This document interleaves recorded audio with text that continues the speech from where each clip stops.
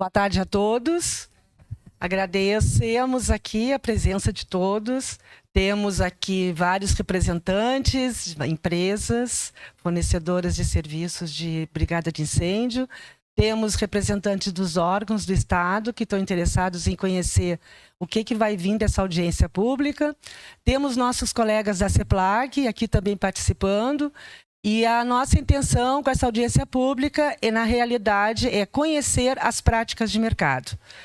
Nós somos a nossa equipe das compras centralizadas da Subsecretaria de Logística, aqui da Secretaria de Planejamento e Gestão do Estado.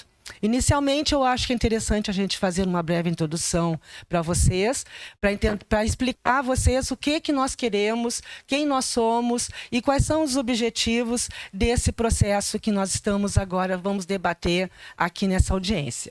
Primeiro, é só para apresentar que a Secretaria de Planejamento e Gestão do Estado do Rio de Janeiro, ela é o órgão central do sistema logístico. O que é esse sistema logístico? O sistema logístico, na realidade, são pessoas, processos, recursos, sistemas integrados, de forma integrada, de todo o governo do Estado do Rio de Janeiro, para a promoção das melhores práticas de contratações, para obter eficiência e efetividade também nas suas contratações. E esse sistema logístico, ele é praticamente gerenciado pelo órgão central, que é a CEPLAG. É o órgão central que vai planejar, vai normatizar tudo aquilo que se refere às contratações públicas do governo do Estado do Rio de Janeiro. Principalmente, naturalmente, estou me referindo sempre ao Poder Executivo, ok? E nós temos aqui um instrumento de governança no âmbito do governo do Estado do Rio de Janeiro, que é a Política de Gestão Estratégica de Suprimentos. E também nós temos a Política Estadual de Compras Centralizadas. Ambas políticas, elas foram instituídas pelo Decreto 47525 de 2021, e essa política, na realidade, ela visa a otimização dos recursos e dos gastos públicos em relação às contratações. Ela tem vários critérios, vários objetivos. Dentre eles é a padronização, o estabelecimento de modelagens ou de modelos de compras de forma que atendam de forma padronizada a todos os órgãos do Estado do Rio de Janeiro.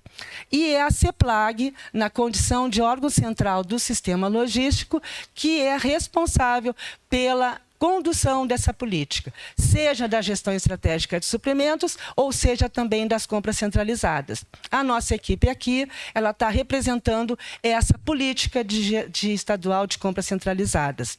Meu nome é Marta Sampaio de Freitas, eu sou superintendente das compras centralizadas e eu estou representando aqui uma parte da minha equipe, que é uma equipe que está voltada para a condução desse processo, dentre outros, ok? Nesse momento também eu quero falar um pouquinho de categorias estratégicas.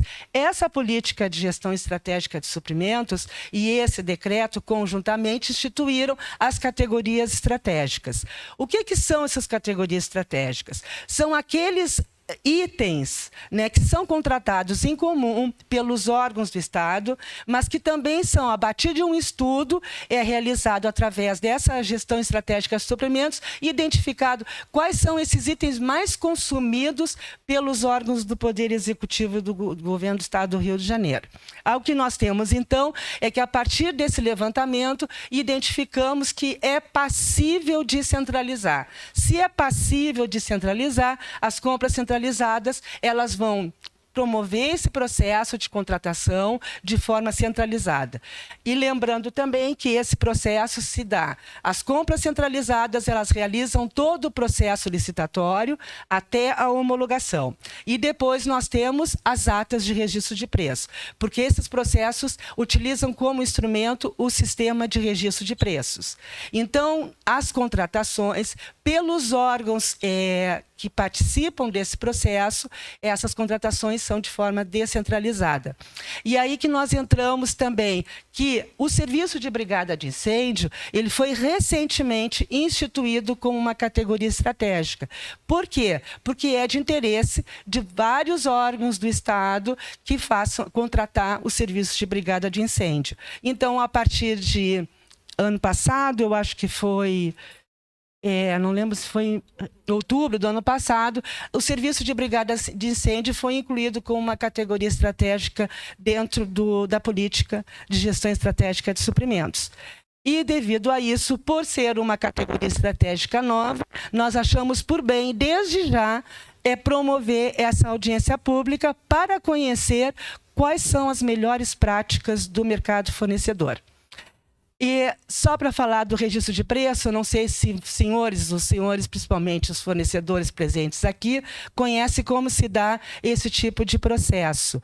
É uma licitação, será uma licitação de pregão eletrônico de registro de preços. Então, o processo ele é conduzido pelas compras centralizadas, mas no momento que tiver uma ata de registro de preço, todos aqueles órgãos participantes, que são aqueles que apresentaram as suas demandas de forma unitária, eles vão participar dessa ata de registro de preço. Então, cada órgão, depois, a partir das suas demandas iniciais, eles vão fazer as suas próprias contratações com aquele fornecedor ou fornecedores que forem aqueles que venceram a licitação. Vou passar. E, por fim, o nosso objetivo, como eu já tinha até adiantado, é conhecer o mercado, uma vez que a categoria estratégica foi recentemente instituída. Lembrando que a participação tanto das empresas deste objeto, quanto a participação dos órgãos interessados em contratar, é fundamental para que a gente possa construir juntos o melhor modelo de contratação. Passo a palavra agora para a Natália Cordeiro, que ela é coordenadora de gestão das categorias estratégicas, e ela vai começar a apresentar para vocês como foi desenhado essa proposta de um modelo de compra. Boa tarde. Bom, meu nome é Natália, eu sou responsável pelo planejamento das compras das categorias estratégicas, então tem todo um processo anterior à licitação, que é de estudo do mercado, e a gente faz um estudo técnico preliminar. A gente terminou esse primeiro estudo e agora a gente está pedindo o auxílio dos senhores para a gente construir um termo de referência que atenda os órgãos interessados.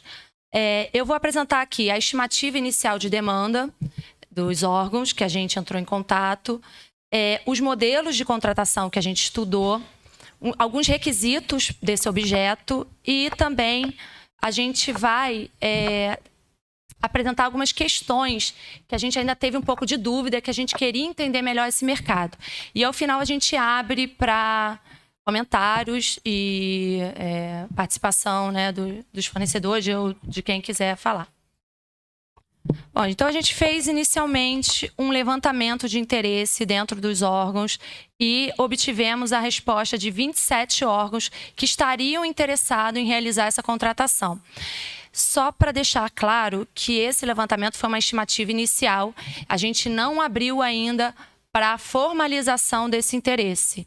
Então, esse primeiro estudo de viabilidade, a gente queria entender se era uma categoria estratégica que abarcava muitos órgãos para fazer sentido a gente levar adiante esse processo.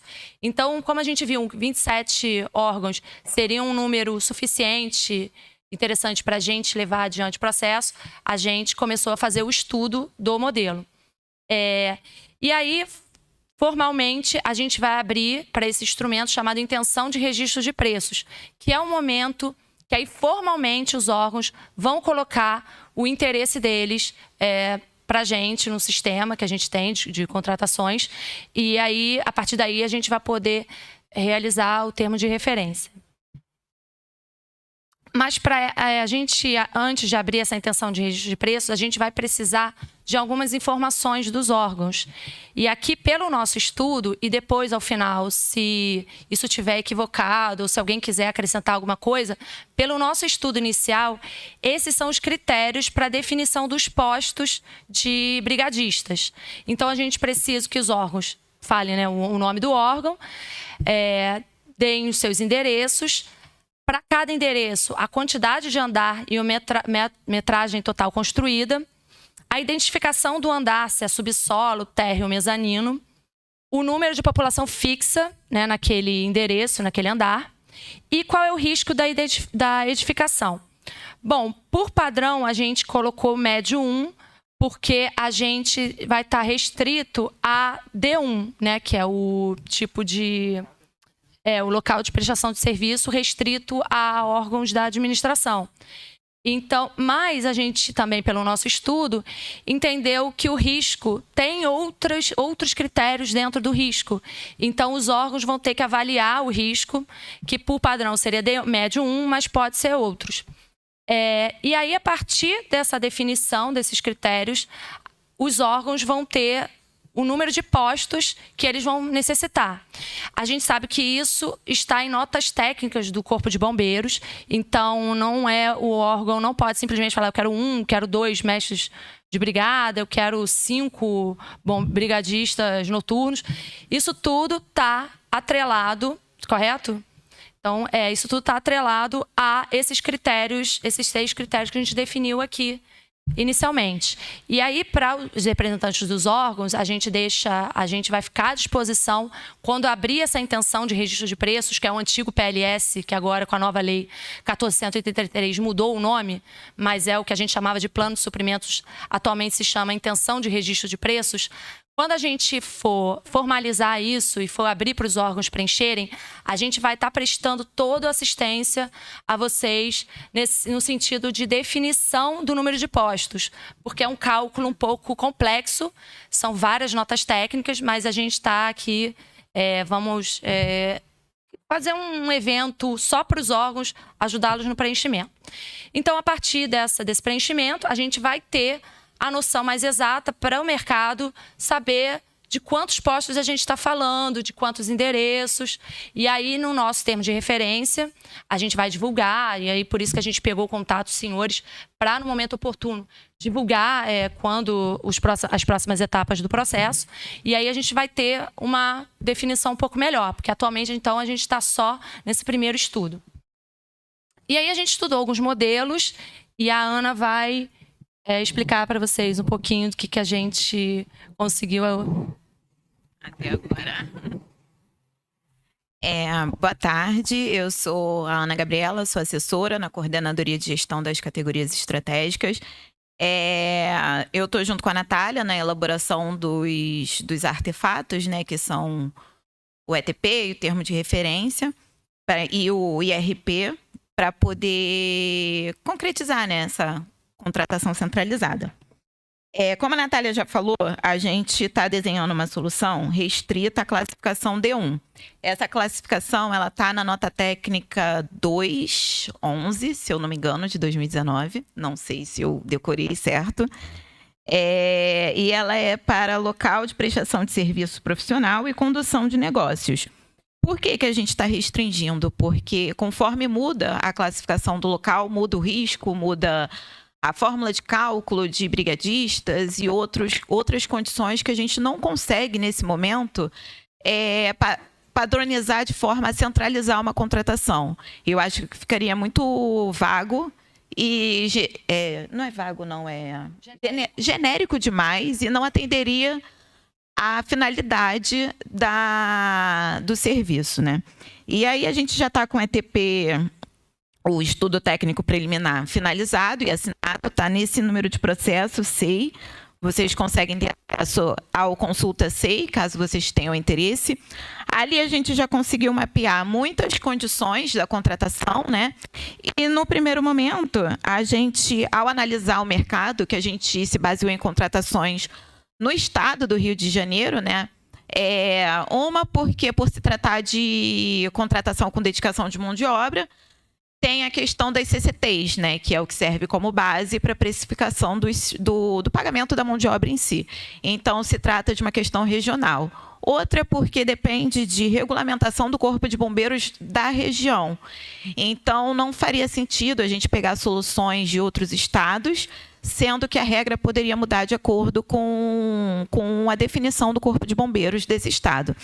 Então, a gente analisou nas contratações essas três possibilidades, né? A contratação do bombeiro civil, pura e simplesmente, que é o que, teoricamente, os edifícios têm que ter, né?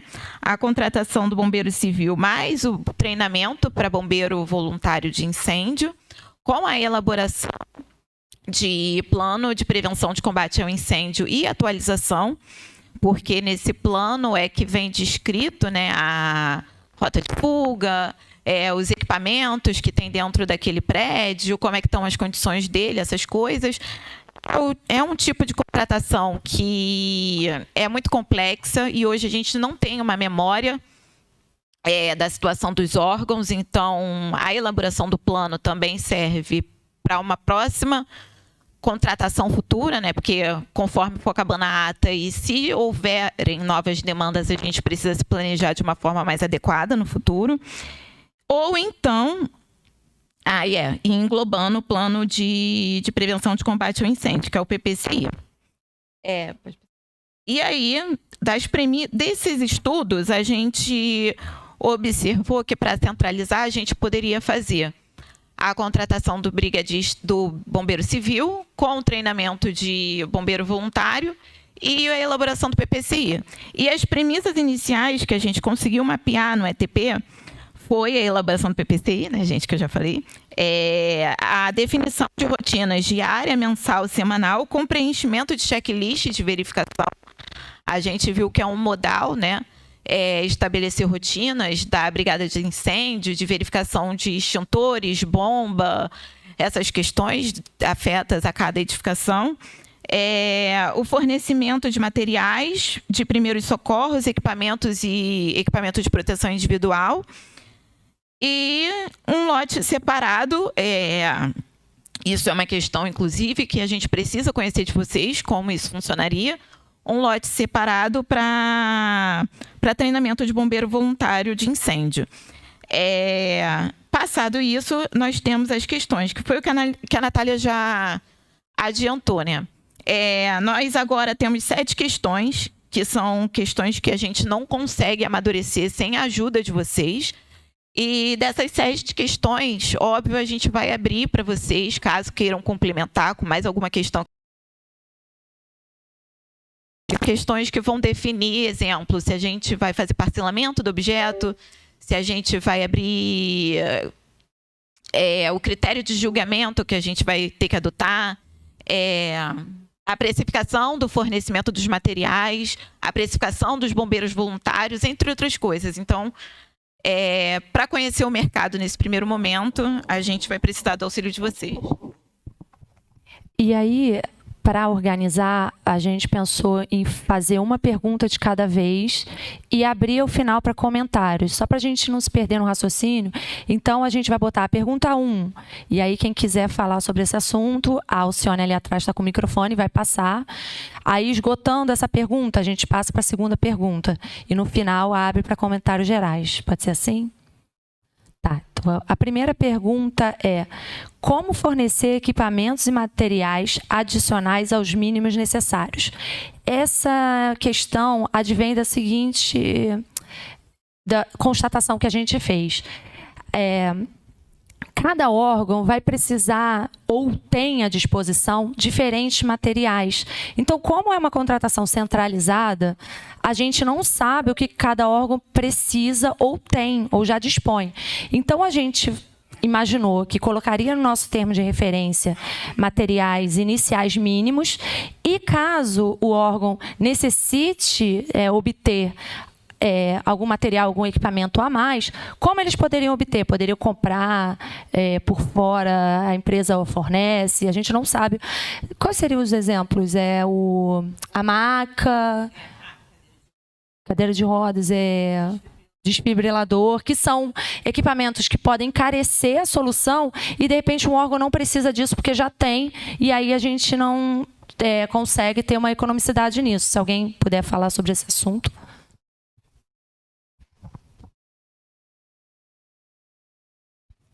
Ou explicar como que é o fornecimento, qual o material mínimo necessário, ou se a inclusão desses materiais encareceria muito. Alguém quer falar ali? Boa tarde a todos. Tá dando para ouvir bem? Ah.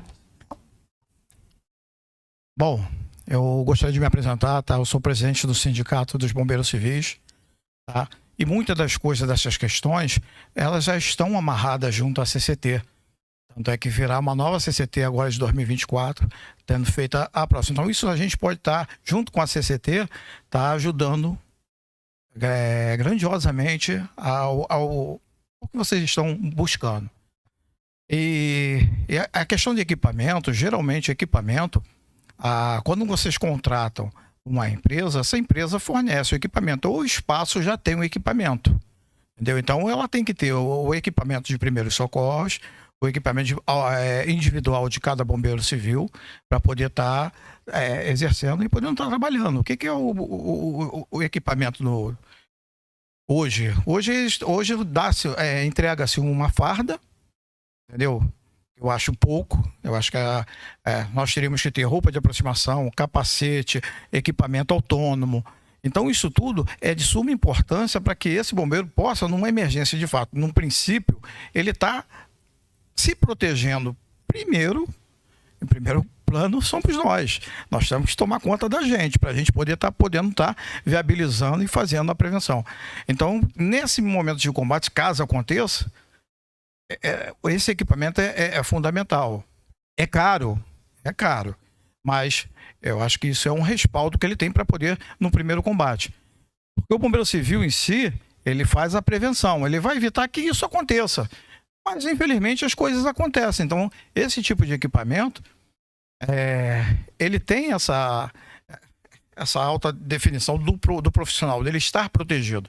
Isso, até porque, para mim, se está pegando fogo, eu não vou, dependendo do que, sem equipamento, sem a minha autoproteção, eu não vou combater, eu não vou fazer o combate. O máximo que eu vou fazer é comunicar a alguém que é de direito para poder fazer a retirada do pessoal do prédio.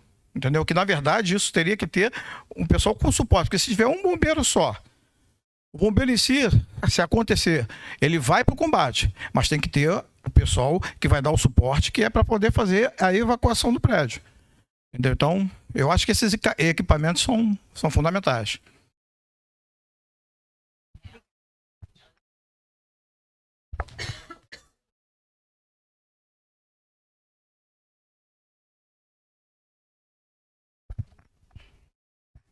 Boa tarde. Eu sou da engenharia do Detran e recentemente a gente estava fazendo uma pesquisa também para modelagem de manutenção de extintor. E nessa pesquisa eu encontrei um modelo da Cefaz, não sei se vocês chegaram a pesquisar sobre esse objeto especificamente, e eu achei bastante interessante, só não tive contato com o pessoal da Cefaz para ver como que está sendo a execução. Mas ele propõe o seguinte, a modelagem de execução por escopo, né? Me fugiu. Mas ele faz um sistema híbrido, gestão por... meu Deus. Ele faz à parte um sistema como se fosse um registro de preços à parte para o fornecimento de peças, entendeu? Então ele faz... E aí tem a opção de fazer a contratação com uma reserva para 30%, por exemplo, para reposição de peças, né? E tem o que está composto no período de execução. Eles chamaram de sistema híbrido. Aí, eu posso até depois fornecer o número do processo, que eu também tenho o processo C, não estou com ele aqui agora, mas tem a opção de você fazer um registro de preços para consumir quando for necessário, até porque tem a imprevisibilidade do uso dos materiais. Então, você não sabe quando você vai usar o extintor, logo, você não tem como prever a quantidade de peças que você vai precisar utilizar. Então, eu acho que essa questão de gestão de prevenção contra incêndio envolve essa dificuldade na previsibilidade, e aí peço aos outros colegas da área para complementar, mas que esse sistema híbrido poderia resolver esse problema. Tá? Posso fornecer posteriormente, tá? Obrigada. Seria de grande ajuda. A gente está tendo ajuda também, né, do Davi, que ele é bombeiro, e ele está cedido na PGE. e ele elaborou a contratação tanto do prédio quanto do convento e das regionais de brigada de incêndio, e ele cedeu para a gente os estudos deles, né? E os estudos deles estão muito bem definidos nessa questão dos materiais. Só que eles pedem coisas que a gente pode presumir que alguns órgãos tenham. Exemplo, cadeira de rodas, maca, cordão cervical, desfibrilador. Desculpa, gente, você trava a língua para mim. Então, assim, os básicos a gente consegue prever, que é o kit de primeiros socorros. E aí a gente viu que o modal, inclusive, do governo federal, que tem o kit de primeiros socorros, eles prevêem dessa forma, mais ou menos, tá? Álcool, gases, não sei o quê, e aí o mínimo e quando acabar a substituição. Então, isso para a gente é tranquilo. A questão são os outros equipamentos que podem vir a ser desnecessários para alguns órgãos e que podem vir a encarecer a contratação se a gente não pedir, mas que podem vir a ajudar os órgãos que não têm e que precisam, porque podem compor essa contratação. Boa tarde. Boa tarde. Natália e Ana, né? Meu nome é Igor Oliveira, eu sou empresário da YO Soluções e Treinamentos em Segurança e Saúde de Trabalho. Tenho alguns contratos de prestação de serviço de brigada de incêndio, tanto para eventos como para edificações. O que eu queria contribuir em relação a esse item 1? No modelo do sistema de registro de preço, né, eu não sou especialista, mas né, acho que eu não vou falar muita besteira. Há a possibilidade de separar os lotes, né? Então, o lote da mão de obra é um lote específico, que poderia distribuir, né, a questão da hierarquia do mestre, do líder e do bombeiro operacional, a questão das horas, né, o folguista, o intermitente, você conseguiria distribuir ele na mão de obra. Você poderia ter um lote em relação ao treinamento da Brigada Voluntária de Incêndio, ou por turma, ou por indivíduo, e ter o lote de equipamentos. Né? Hoje, na prática do mercado, os colegas que são empresários aqui podem referendar, é muito usual que a empresa que contrata, né, a empresa de brigada, quer que a empresa de brigada leve tudo. Só que não fica amarrado isso dentro da contratação. Então, já que a CEPLAG está fazendo um estudo para viabilizar uma coisa nova e organizada, desmembrar material de mão de obra, eu entendo que seja necessário. E o dimensionamento desses materiais, ou seja, a quantidade, o tipo de material necessário para aquela edificação, poderia estar previsto no estudo da edificação, então plano de combate, de evacuação, de primeiros socorros. Então ali, né, a empresa especializada que fizer aquele plano, ela vai entender, aqui no edifício Estácio de Sá, eu tenho tantos andares, os riscos são esses, eu preciso disso, disso e disso. Quando o contratante for lá no sistema de registro de preço, né, extrair para gerar o contrato dele, ele já teria o dimensionamento dos equipamentos.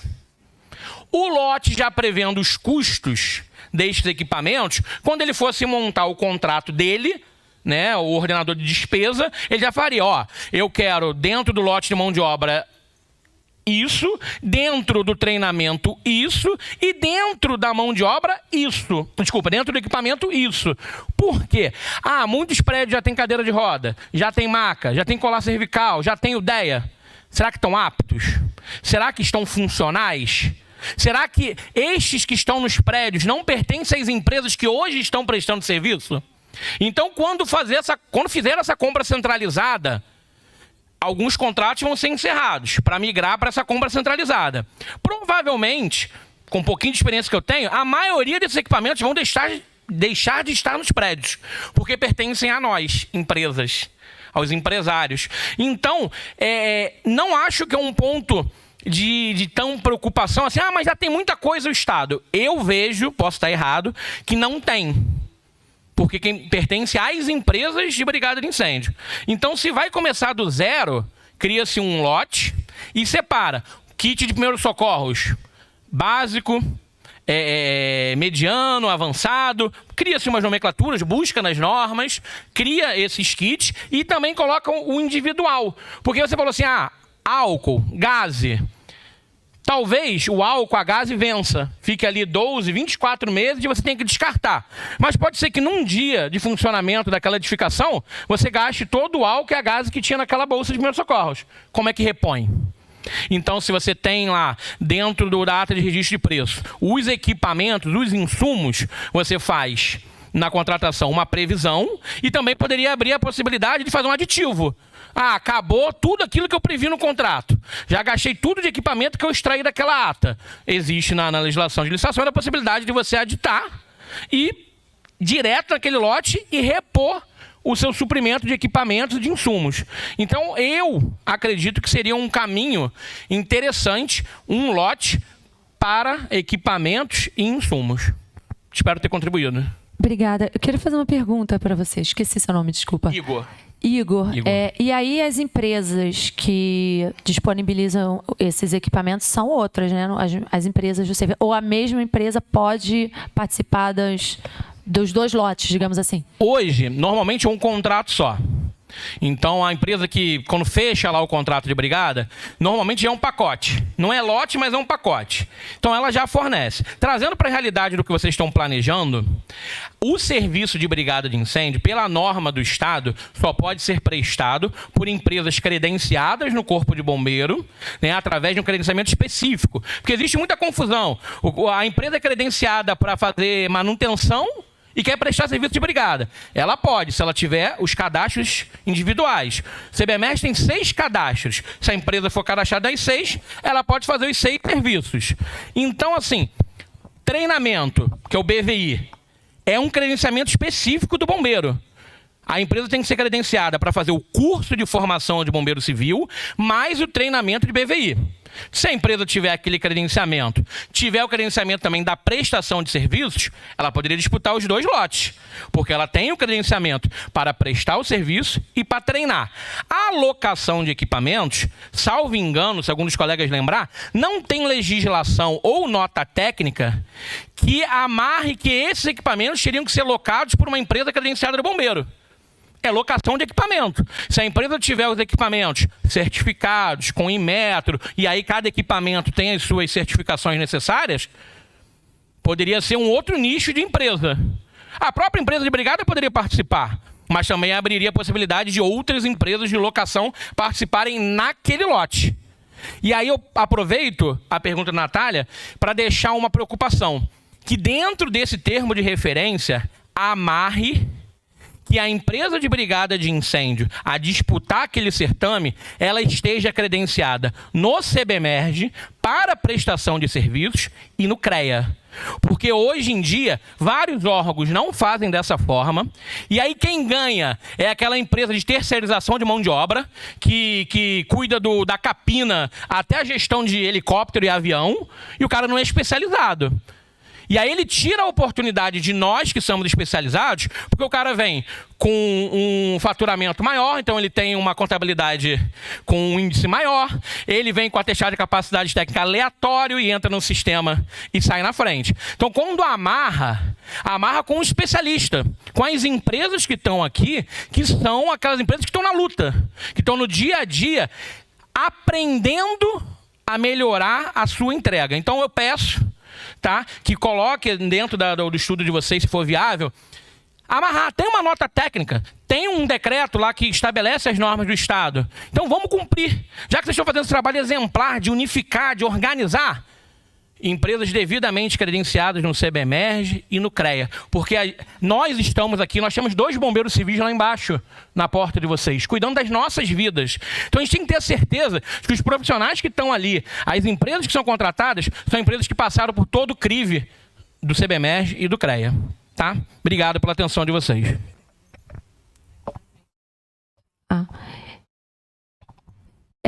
Então podemos passar para a segunda, que seria necessário indicar previamente todos os equipamentos que os órgãos possuem em relação aos sistemas de combate a incêndio e pânico. Tá. Pediu aqui primeiro. Dá licença. com base até que o nosso companheiro ali falou, isso acaba não nos dando trabalho. Porque, como ele falou, se toda a empresa estiver realmente toda certinha, ela automaticamente ela tem um valor que ela vai colocar. Só que essas empresas que não estão certinhas, elas acabam jogando um preço lá embaixo. Aí dá trabalho para mim. Entendeu? Porque elas vão deixar de pagar os profissionais, bombeiros civis, os bombeiros vão começar a fazer queixa para minha pessoa, aí eu vou ter que entrar com o Ministério Público do Trabalho, vou ter que dar trabalho para o meu advogado para poder fazer valer os direitos. Então isso é de suma importância. Eu só queria esclarecer uma questão também do bombeiro civil voluntário. O que acontece? O bombeiro voluntário, existe uma diferença. O bombeiro voluntário, quando se fala do bombeiro voluntário, são vocês. Vocês é que são voluntários. Porque, na verdade, o bombeiro civil é aquele que é o primeiro, é o da frente.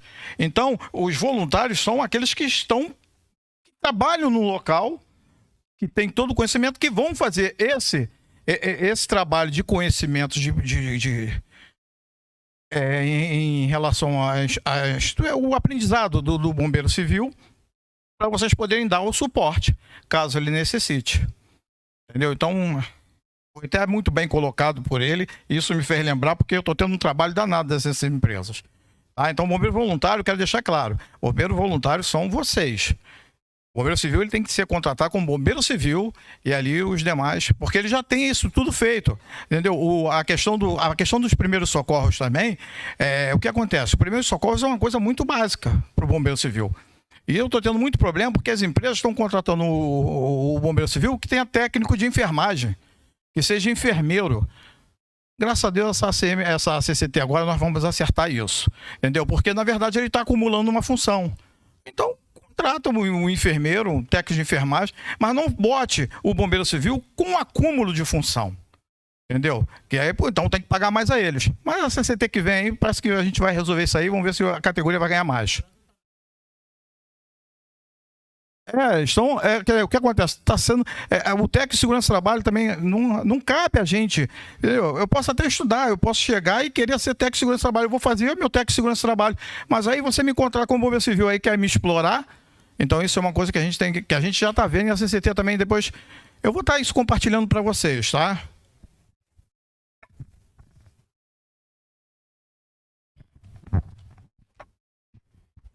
Primeiramente, o meu boa tarde, né? Me chamo Paulo Pantaleão, bombeiro civil.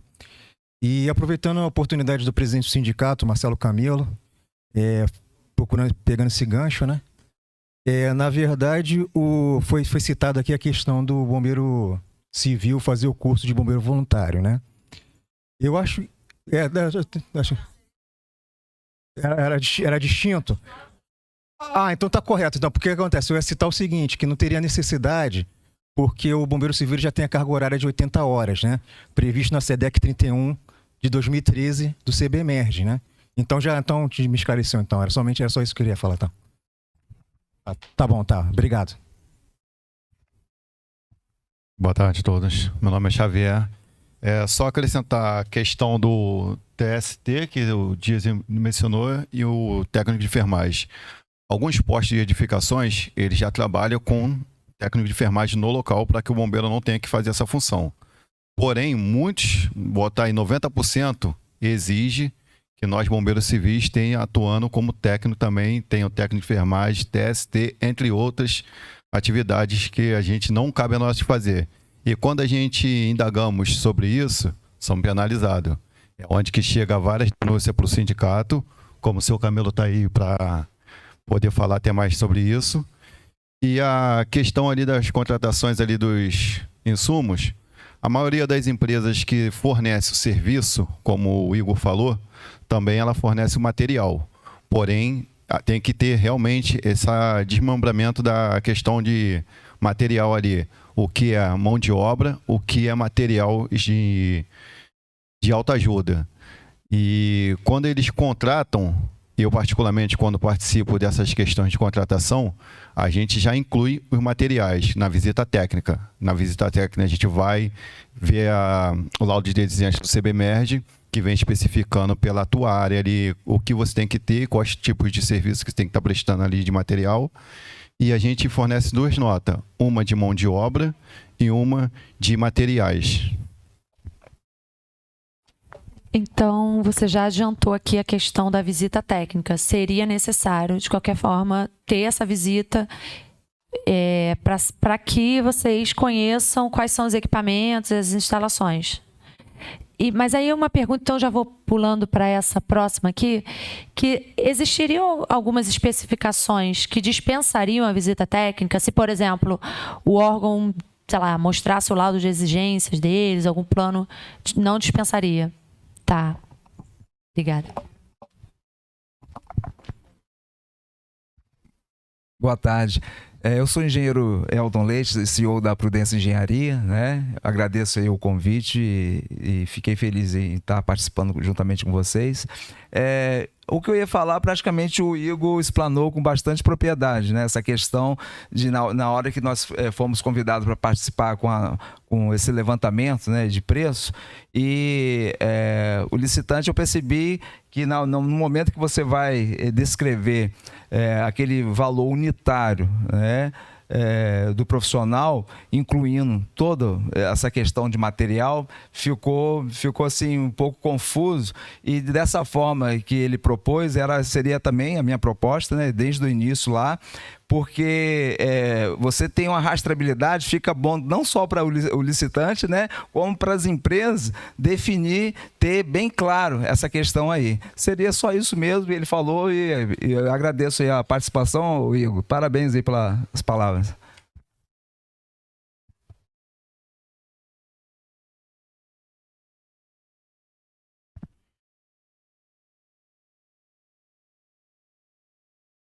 Só acrescentar a questão da visita técnica, porque ela é de suma importância. Porque alguns contratantes vão supor que ele informa para você que tenha 50 metros quadrados a área que ele vai utilizar.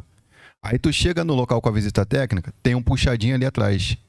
Ele não menciona aquele puxadinho, porém aquele puxadinho, ele tem que entrar junto na visita técnica. Então muitas empresas às vezes esquecem aquele quartinho de guardar o material e não coloca no orçamento ali da área quadrada. E aquilo ali corre um risco de aquele seu primeiro foco ali, aquele local onde ele guarda as coisas ali, incendiar, porém aquela parte não estava descrita. Então a visita técnica ela tinha que ser obrigatória antes da contratação. Gente, como a Natália falou, a gente pulou a pergunta, né? Foi para a visita técnica. Alguém mais quer falar sobre a necessidade da visita técnica?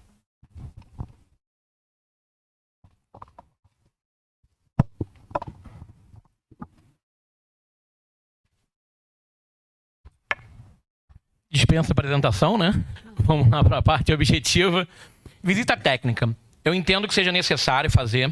O Xavier colocou bem em relação à realidade, né? A gente ainda tem uma política muito ruim no nosso dia a dia aqui no Brasil, de querer esconder as nossas falhas. Então, a gente quer... A CEPLAG tem um poder de gestão. Aí vocês oficiam um órgão e pede lá a metragem, a planta. Só que ele fez alguma alteração lá que não alinhou com vocês, não alinhou com quem tinha que alinhar. Ele não vai informar.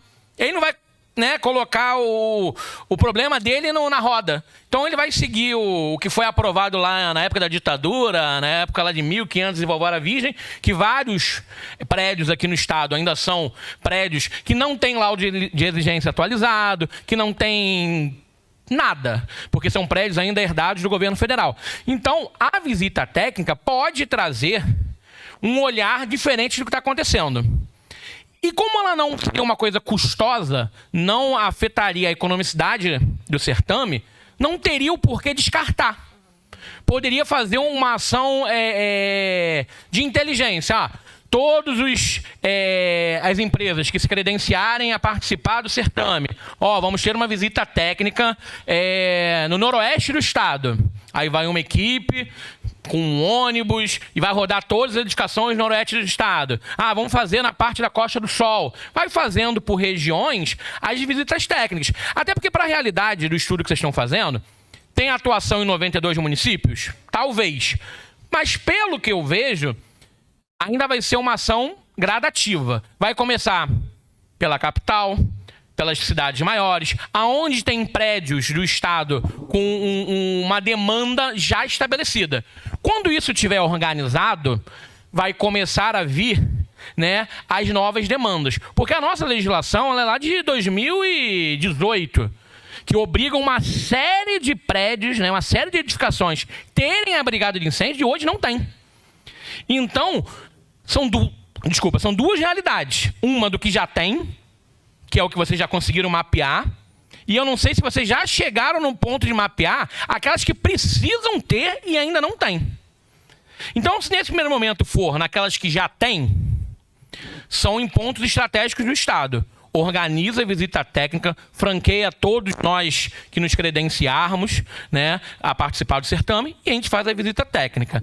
E entendo, né, aí repito só o ponto, não tem custo. O custo dessa visita técnica é irrelevante dentro da economicidade de vocês fazerem uma compra centralizada. E dispensa problemas lá na frente de impugnação do edital, de questionamento no Ministério Público. Você dá a oportunidade do empresário tirar todas as dúvidas tecnicamente, aí vai o corpo de engenharia, vai aqueles, né, que realmente querem participar, tira todas as dúvidas, pontua tudo, e quando for para a disputa, quando for pregão eletrônico, não vai ficar aquele debate do que já foi visto. Tá? Eu penso dessa forma. Uma questão, Igor, é que, assim, operacionalmente, eu acredito que não dê para fazer dessa forma, porque tem o anonimato das propostas. Então, a gente não pode, a gente nem sabe quem se inscreveu, entendeu? Você falou assim, quando eles se colocarem, né, que a gente chama aqui de botar a proposta. Não falei colocar a proposta, não. Desculpa te cortar. Se credenciar para o certame, você tinha falado isso. Vou te dar um exemplo. Lá em Maricá, a sede da minha empresa fica em Maricá. Há pouco tempo, Maricá licitou para colocar a brigada de incêndio em alguns prédios da municipalidade, do executivo municipal. No edital, né, previu lá a visita técnica. Então, qualquer empresa poderia agendar com a Defesa Civil do município para fazer uma visita técnica. Então, não tinha proposta, não tinha discussão de valores. Nesse momento, sim. Estava no momento do edital, que ainda estava no momento de ser impugnado. Então, eu não sou especialista em licitações. Então, não sei se pode ser antes desse momento ou só neste momento do lançamento do edital. Mas, talvez uma consulta pública previamente, algo. A gente não está falando de proposta. Talvez a pessoa que participe da visita técnica nem vá participar do certame. Mas dar a oportunidade das empresas que querem participar do certame de fazer a visita técnica diminuiria as problemáticas durante o pregão e na entrega. Porque se eu ganho uma licitação baseado numa informação que está lá no termo de referência, quando eu chego para executar é outra, eu posso questionar. E olha a problemática, vocês já fizeram a licitação, já fizeram o sistema de registro de preço, tem a ata lá, e aí eu chego para executar, tá errado. Então, dentro da legalidade, eu entendo que seria viável manter a visita técnica. Qual momento? Os especialistas, o jurídico de vocês, colocaria. Eu dei só o exemplo de regionalizar, porque eu já fiz que nem a senhora, já fui lá para o item 7 lá. Estado inteiro. Se for programada a licitação para que a gente atenda o estado inteiro, a gente vai ter que visitar as edificações no estado inteiro. Então, sendo desta forma, poderia fazer as visitas regionalizadas.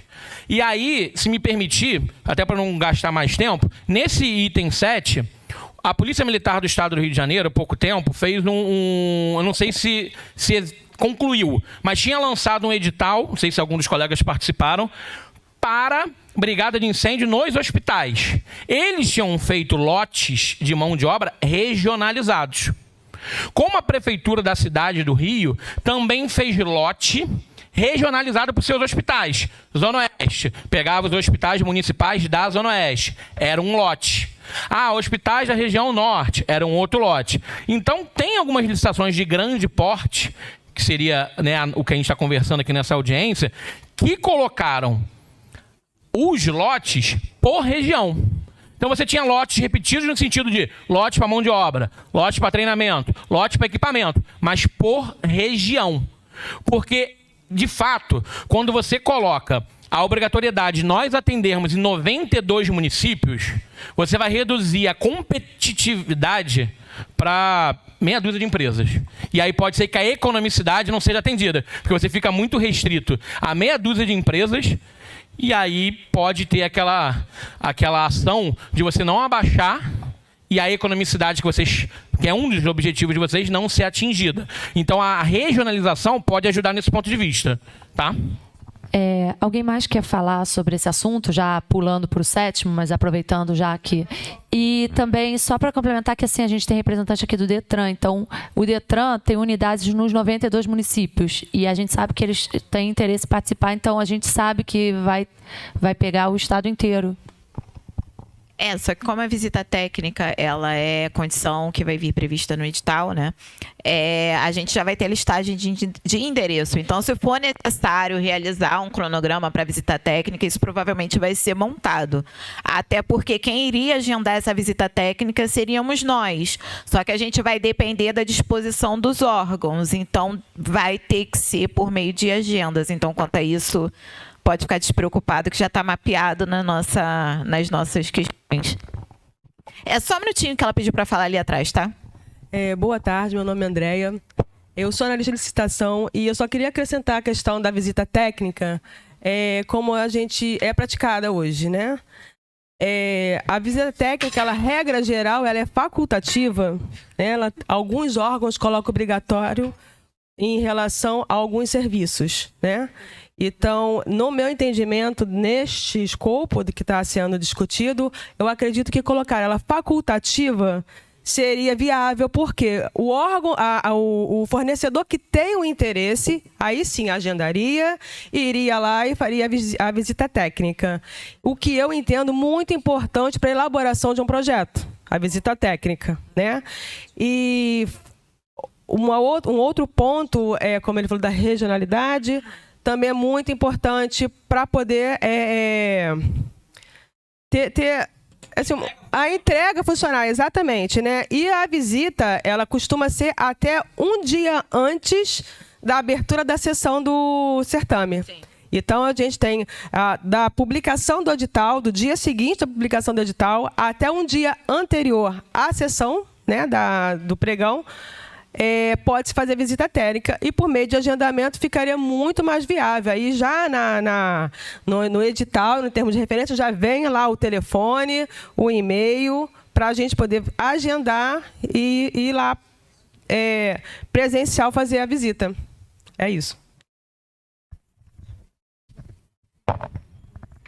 Que passa? A questão da visita técnica, até para mim entender. Porque o que acontece? Existem órgãos federais que nem alvará de funcionamento tinha. Isso eu sei porque eu denunciei no Ministério Público do Trabalho. Então, como é que ficaria essa questão da visita técnica? Vamos supor, o Hospital de Bom Sucesso não tem alvará. Então eu tive que entrar no Ministério Público do Trabalho, denunciar, até por causa de algumas outras irregularidades junto à categoria, mas eles também, a Cruz Vermelha também, tudo bem, não é do Estado, mas ela também não tinha alvará de funcionamento. Então, isso vai ser de suma importância para que realmente as pessoas nessa visita técnica tenham toda a informação referente ao espaço. Entendeu? Porque, às vezes, nessa visita técnica, vai estar amparado o material que está... Entendeu? Porque vários locais que eu já vistoriei, eles estavam inadequados, não tinha extintor, não tinha linha de mangueira. No Estado, na instituição federal, tem bastante. Então, se essa questão da informação técnica vier somar e fazer valer realmente esses direitos, poxa, vai me ajudar também bastante, que aí eu vou trabalhar menos. Então, uma brigada de incêndio, ela é uma medida dentre 24 medidas, né, de prevenção e combate ao incêndio, que depende do risco de cada órgão, da questão de cada órgão, das especificidades de cada edificação. Então, a visita técnica, ela entra nessa questão, nesse ponto. O órgão vai lá na hora de preencher o IRP, ele vai dar aquelas informações que a gente forneceu no início, e aí a empresa que tiver interesse em realizar a visita técnica, ela vai realizar a visita técnica para ir lá e conferir. Não, a sua edificação está de fato do jeito que você está falando, eu quero participar dessa licitação. Ela chega lá, se cadastra e apresenta a proposta. Caso ela chegue lá, não se interesse por qualquer que seja o motivo, ela não vai se cadastrar e não vai preencher a proposta. Mas a visita técnica nessa licitação, ela vai servir para a empresa conferir se as informações que a gente está fornecendo sobre cada edificação é de fato aquilo que foi informado e se aquilo é vantajoso para ela a ponto dela se cadastrar e preencher a proposta.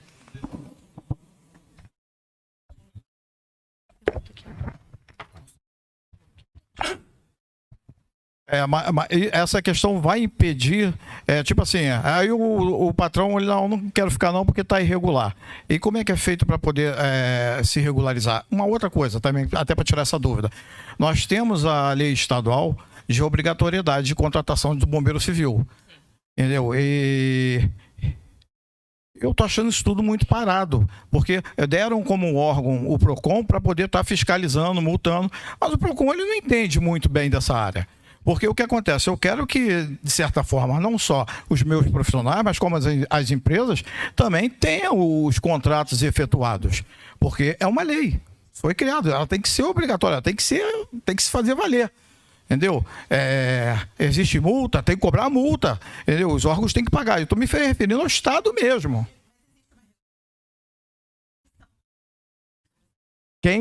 O que foi colocado que o PROCON estaria fazendo isso. Só que o PROCON não tem conhecimento cabível. O que ele sabe em relação a essa parte de incêndio? Ele não tem, não que o sindicato possa estar ajudando eles. Mas o que tem que ser feito, eu quero ver os meus meninos, minhas meninas, trabalhando. Eu quero que as empresas também efetuem contrato. Isso é crescimento. A empresa fechou um contrato, isso é bom, porque o meu bombeiro vai ter trabalho. Então, eu até gostaria que fosse dado ênfase nessa questão dessa lei estadual, tá?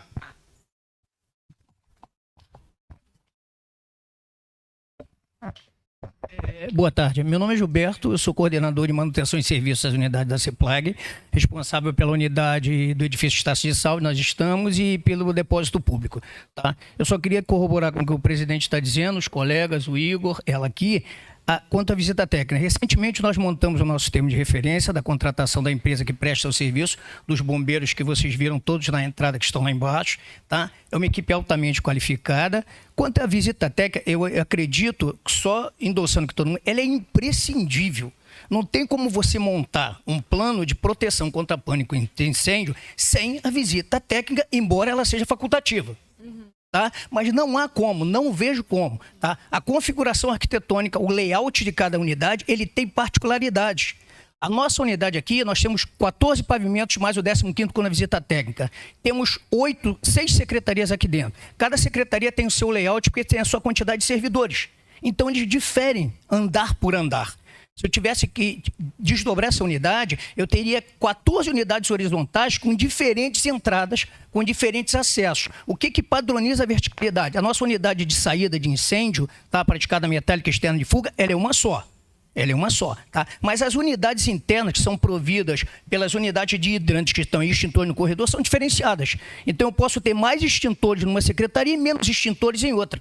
Tá? Então essa visita técnica não há como não executá-la. Tá? A formatação da proposta do Igor, de todos que venham participar disso, é imprescindível que eles façam essa visita. Tá? Não há como fugir dela, conforme o presidente está dizendo, tá? Para que haja um serviço técnico e com excelência de ser prestado. Tá? Eu preciso fazer uma observação lá do início, quando vocês falarem em população física, a população flutuante tem que ser considerada nesse cálculo. Tá? Lá só aparece população fixa e a flutuante tem que ser considerada. Nós temos hoje cerca de 1.000 servidores aqui fixos e 400 visitantes, entre 400 e 500 diariamente. Então, isso é contabilizado na necessidade de proteção do sistema. Tá? Quanto a equipamentos e materiais adicionais, tá? Eu concordo parcialmente com a colocação que foi feita. Alguma coisa. Eu acho que isso é escopo da empresa. O nosso caso, ele veio formatado dentro do termo de referência, porque essa necessidade, o que ocorre diferenciado? Os materiais de primeiros socorros, tá? Mas o desfibrilador, a maca, a cadeira, embora o PCD exista essa necessidade, tá? Essa necessidade de que aquilo esteja o pneu calibrado no momento, que isso fosse só na necessidade que você vai saber de quando você tem que usar. Então a calibração desse pneu, ela se manter, que ela abra, que ela funcione, que ela não esteja rasgada na sua lona, isso tem que ser visto pela brigada, tá? É responsabilidade do brigadista, que essa necessidade a gente espera que nunca exista, tá? Mas ela, quando existe, tem que funcionar. Sim, mas Entendeu? esses equipamentos são fornecidos como dá atuar essa necessidade? São fornecidos dentro do contrato. Tá. Eles estão dentro do contrato do Estado. Roupas... Oi? Não, não é um contrato de ata.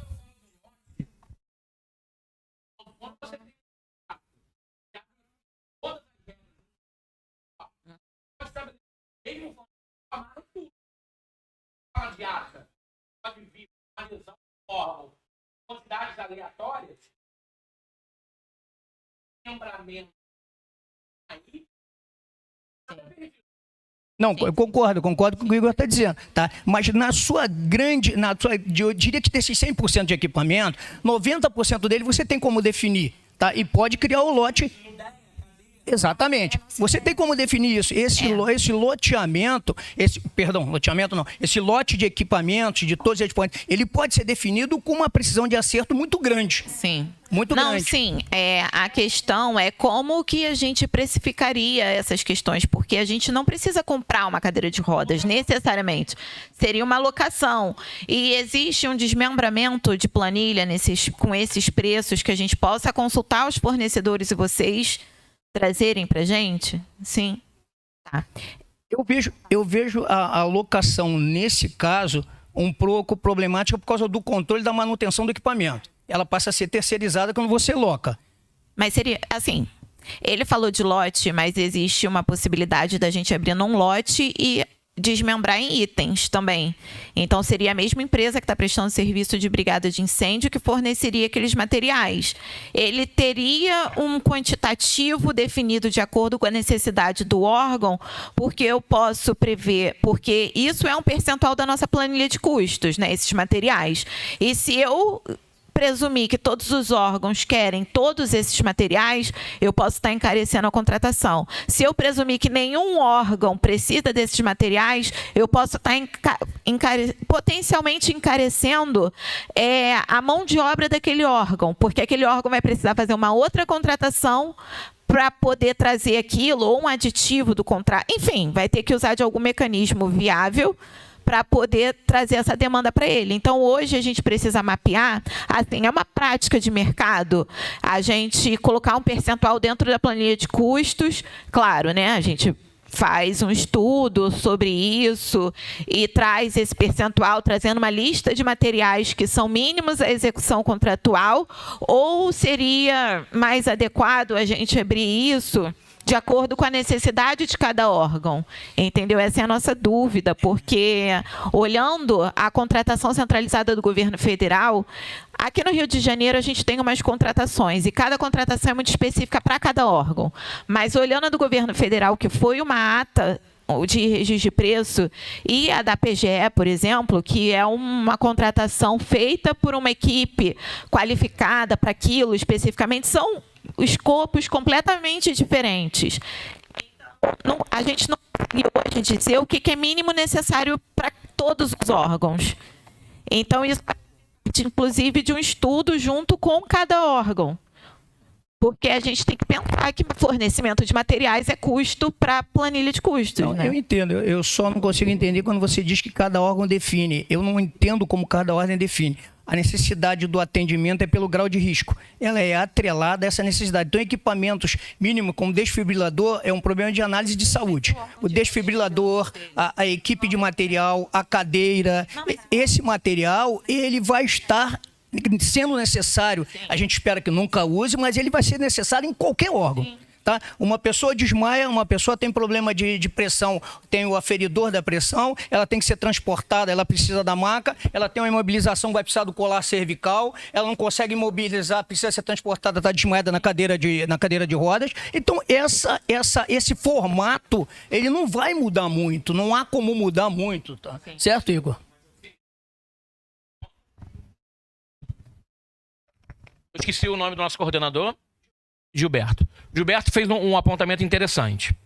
O checklist, que a gente fala em alguma parte da apresentação de vocês, checklist diário, né, semanal, mensal, ele precisa incluir todos esses itens. Tem que ser uma responsabilidade do brigadista, do bombeiro civil, porque é ele que vai usar, ele que vai coordenar caso tenha algum sinistro. Então ele precisa saber, da mesma forma que ele precisa saber se o extintor está na validade, se está pressurizado, se ele está apto a ser usado, ele precisa saber se os equipamentos de proteção contra incêndio e de primeiros socorros também estão aptos. Então, se a edificação tem cadeira de roda, ele tem que fazer o checklist, se tem maca, se tem ideia, se tem kit de primeiros socorros, se tem roupa de aproximação, se tem aparelho autônomo, ele faz esse checklist. Então, o Gilberto foi preciso nisso. Isso precisa continuar, não pode sair do escopo da entrega nossa.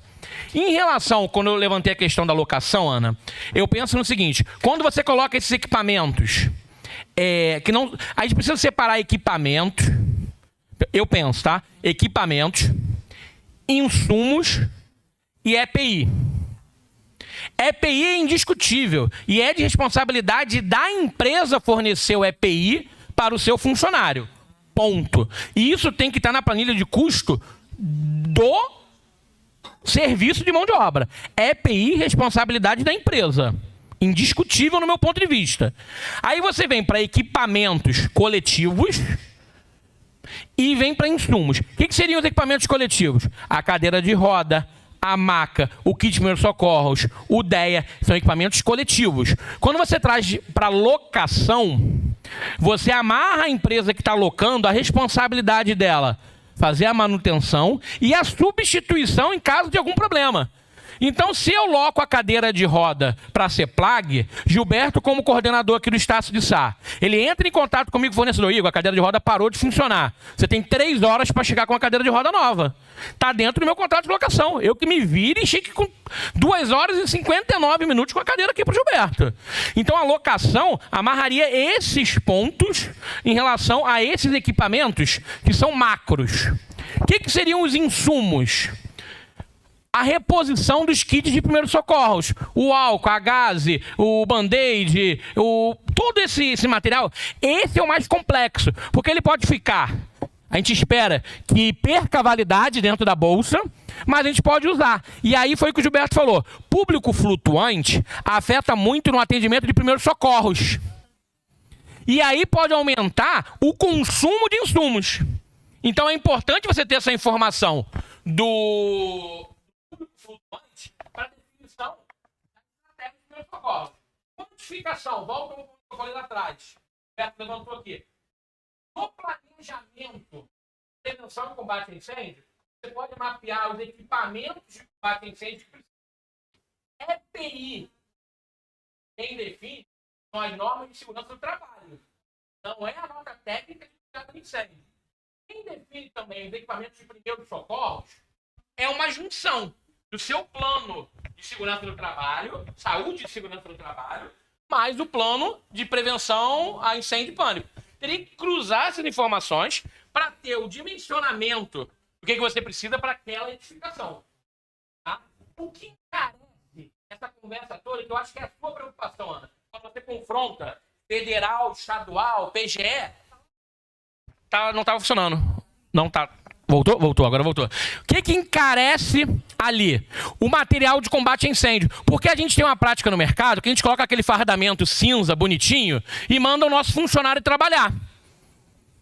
Mas o certo seria que o uniforme da nossa equipe fosse anti-chamas.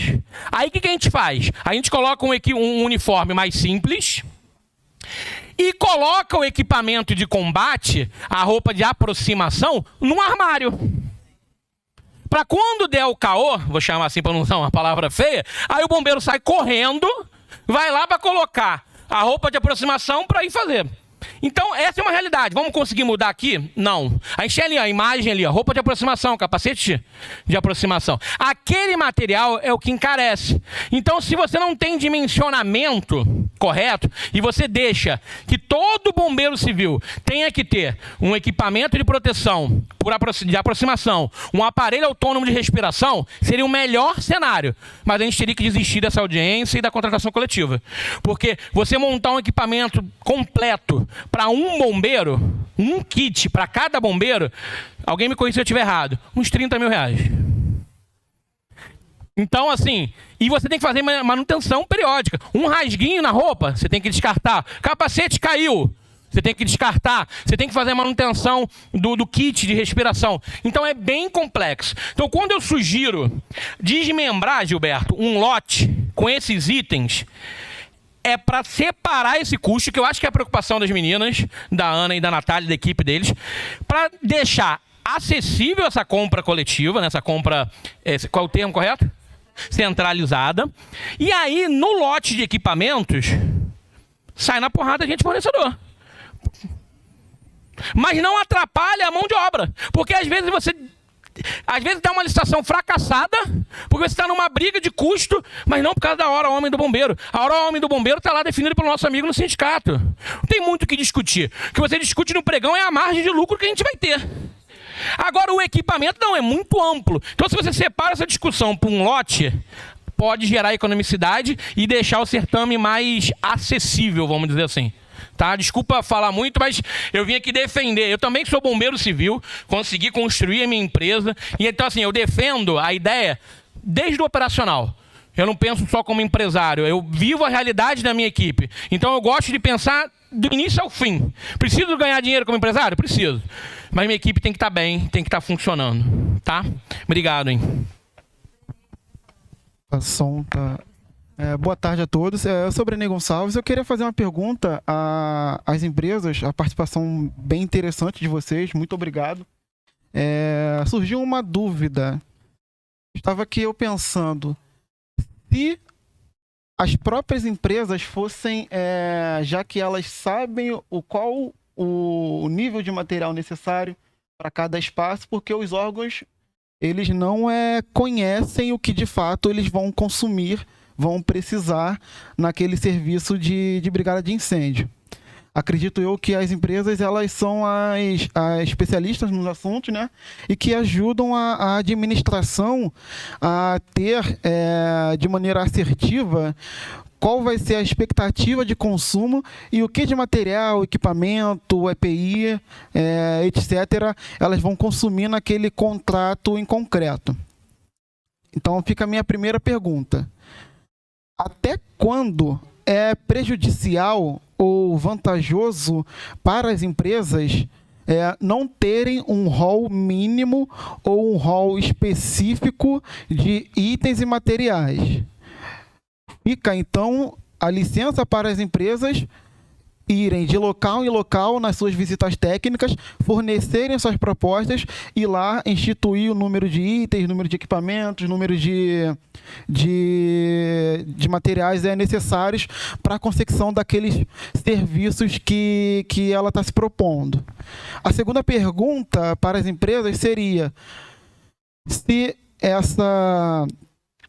esse tipo de modelagem seria vantajoso, se já existe isso no mercado e se não existe, justificar, né, o porquê não fazer dessa forma ou fazer dessa forma.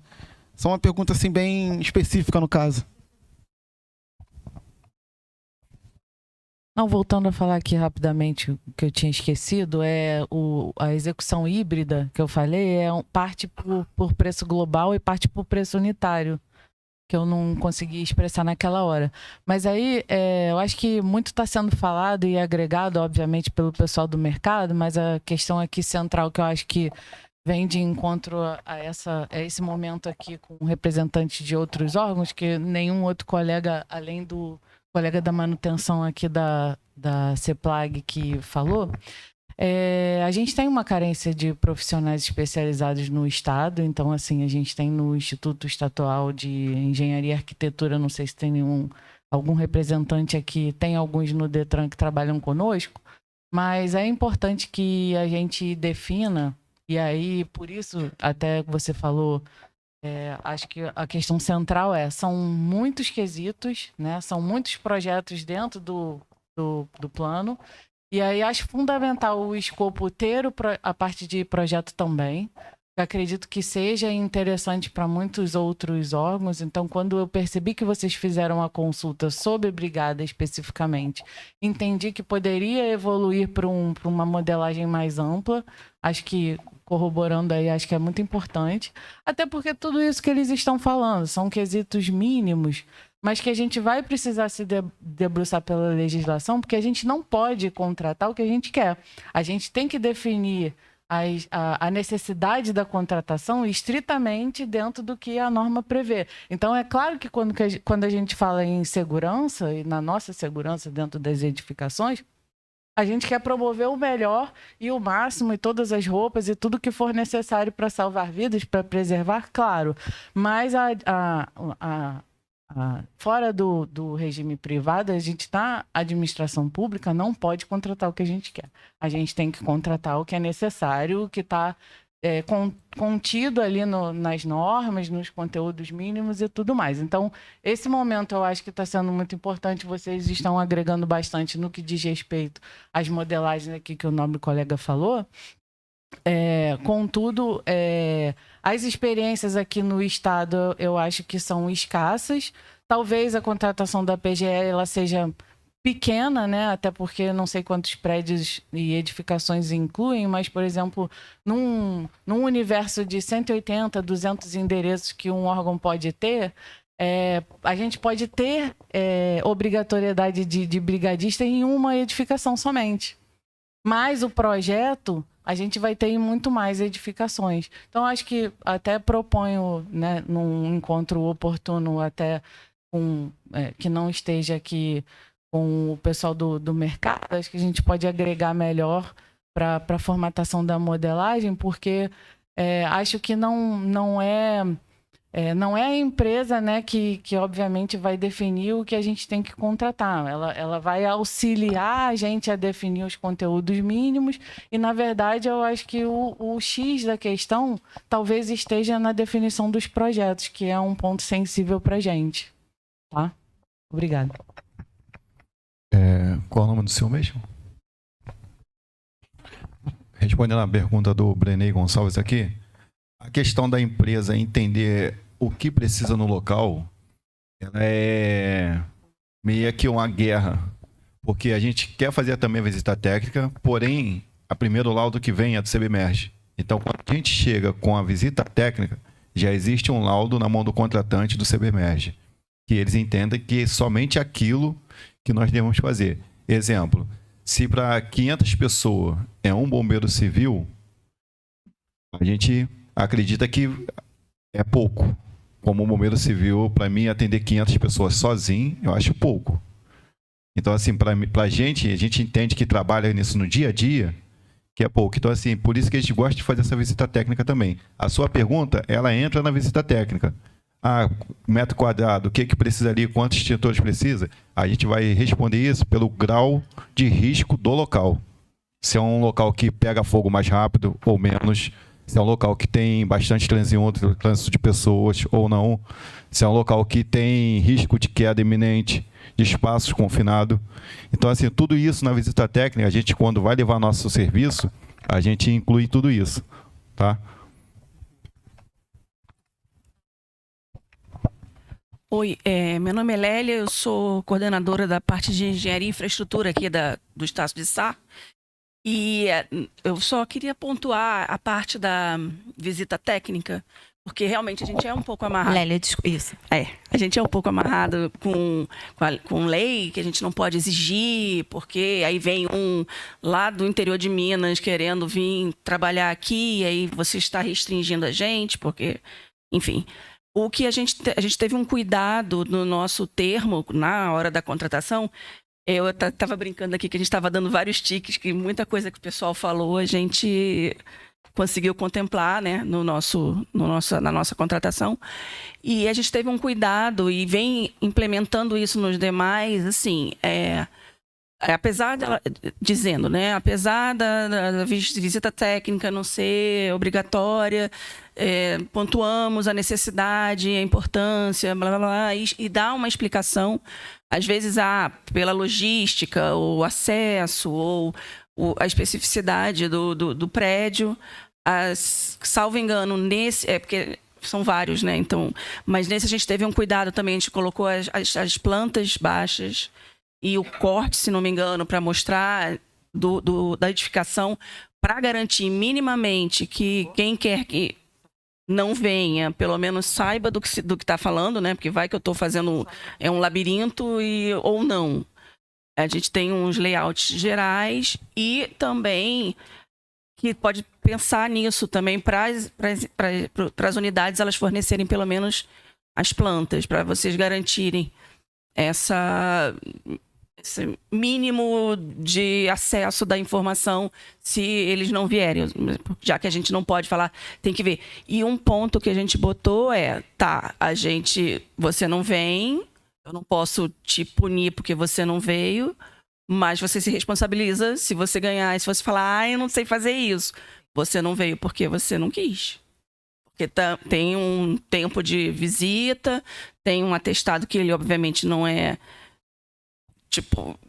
você não vai ser punido se você não tiver, não vai diminuir ponto, nem nada, mas você tem que estar ciente do que você está propondo.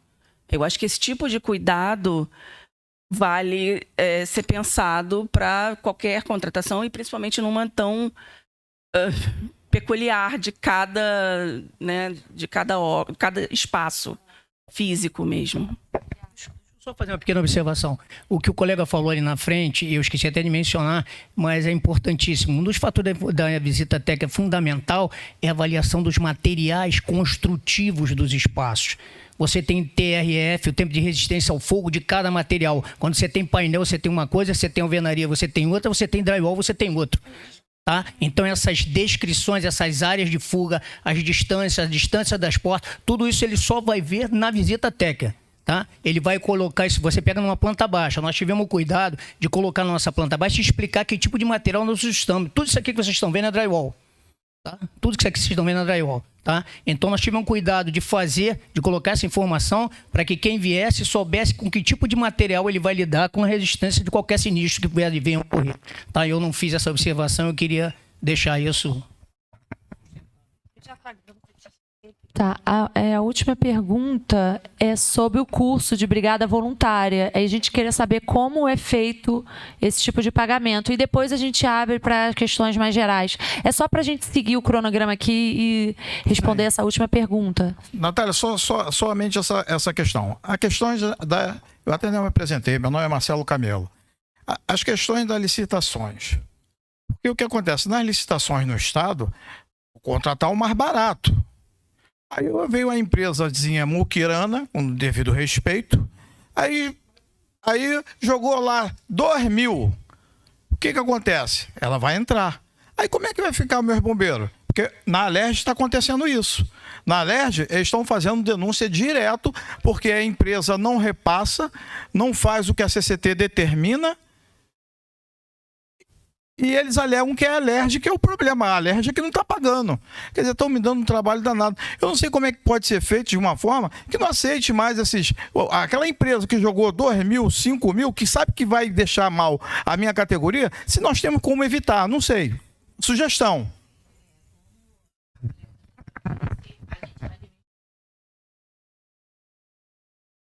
Tem que fazer contratação com o que é previsto em lei. Então, assim, é previsto em lei, na CLT, que a composição da remuneração vai ser baseada na CCT. A CCT traz o piso, eu vou dizer assim de uma forma geral, com tudo que ela traz, aquilo vai ser previsto na composição, na planilha de custo, na composição do preço da mão de obra. O que a gente pode fazer para te ajudar dentro da contratação é uma coisa que a gente não faz só para te ajudar, mas para ajudar, inclusive, as pessoas, os gestores que trabalham na fiscalização e na gestão contratual, é instituir um modelo de gestão em que existam ferramentas e mecanismos para controlar junto com as empresas o cumprimento de todas as obrigações. E isso já acontece de forma recorrente em todas as contratações de mão de obra, tá? Assim, a gente tem que prever a entrega. Exemplo, tá? A nova lei trouxe isso, que a administração pode prever a apresentação de comprovação de folha de ponto, de pagamento dos benefícios previdenciários e, enfim, uma série de coisas que a gente pode ver. Então, assim, a contratação da LERJ é uma questão peculiar da LERJ. O que a gente tem que planejar é com base no que está escrito na lei. E assim, gente, está fugindo um pouco do roteiro e a gente só quer finalizar as perguntas para poder abrir para as contribuições a mais que vocês possam trazer. A pergunta é sobre como funciona a precificação do treinamento dos bombeiros voluntários. Vocês cobram... Assim, é uma dúvida geral, eu vou trazer aqui 2 pontos, mas vocês podem contribuir com a prática de vocês. Mas cobra por turma, cobra por hora, cobra por pessoa? Como é que isso funciona?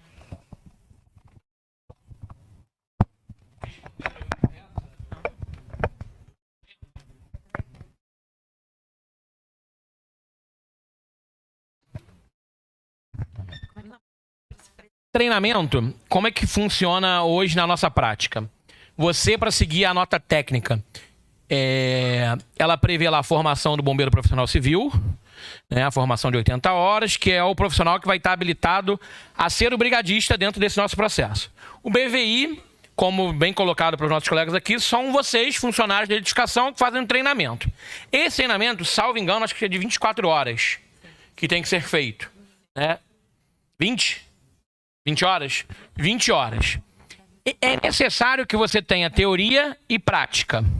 Teoria. Hoje, quando eu vou atender um cliente, eu tenho, né, a certificação do bombeiro, tanto para treinamento como para prestação de serviços. Inclusive, comecei na área de treinamento. Então, por exemplo, a CEPLAG vai fazer aqui o treinamento do BVI. Eu posso vir aqui nesse auditório e fazer com vocês a parte teórica. Mas a parte prática, eu tenho que fazer dentro do que a gente chama de campo de instrução e treinamento, que é um pátio, né, onde tem todos os equipamentos, tem todo o maquinário para fazer as simulações necessárias para que você tenha aquela prática. Grosseiramente, você vai ter lá um sistema, o famoso Maracanã, aceso, você vai montar uma linha de combate, você vai pressurizar as mangueiras, você vai colocar a equipe para combater ali no Maracanã, você vai simular um princípio de incêndio para fazer o uso dos extintores. Você fez o BVI. Quando você vai para o pátio de incêndio, quem não tem o pátio de incêndio próprio, loca, porque não tem nenhuma ilegalidade nisso, a empresa pode ganhar o contrato e locar o pátio. Né? A responsabilidade é dela. Quando a gente loca o pátio, ou quando a gente tem um pátio próprio, a hora do pátio ela é de 0 a 30. 0 a 30 é o quê? De 0 a 30... treinados. Então eu tenho 30 pessoas sendo treinadas, que o bombeiro normalmente trabalha com turmas de 30, o bombeiro militar do estado do Rio. Então se eu tenho 1 ou 30, eu estou gastando basicamente a mesma hora do meu instrutor teórico ou da minha instrução prática. Então normalmente eu precifico a turma. Então de 1 a 30 eu tenho o mesmo custo. Para não dizer, Ana e Natália, que é o mesmo custo, se eu tiver 5 ou tiver 30, eu vou gastar um pouquinho menos de gás lá na prática, vou gastar menos extintores para treinamento, mas não faz tanta diferença no custo. E normalmente, quando nos contratam para fazer o treinamento de BVI, pedem que a gente faça tudo. O que é o tudo? Pegue vocês aqui no Estácio de Sá, coloque numa van ou num ônibus, leve até o centro de treinamento, receba vocês, coloque EPI, faça um DDS ali explicando todas as regrinhas do espaço, tudo direitinho, bonitinho, faz o primeiro bloco de treinamento, pausa para almoço, a gente custeia a alimentação de vocês, volta para o segundo bloco, encerra, né? Permite que vocês usem os vestiários, faça a troca de roupa, coloca vocês no ônibus de volta, Estácio de Sá.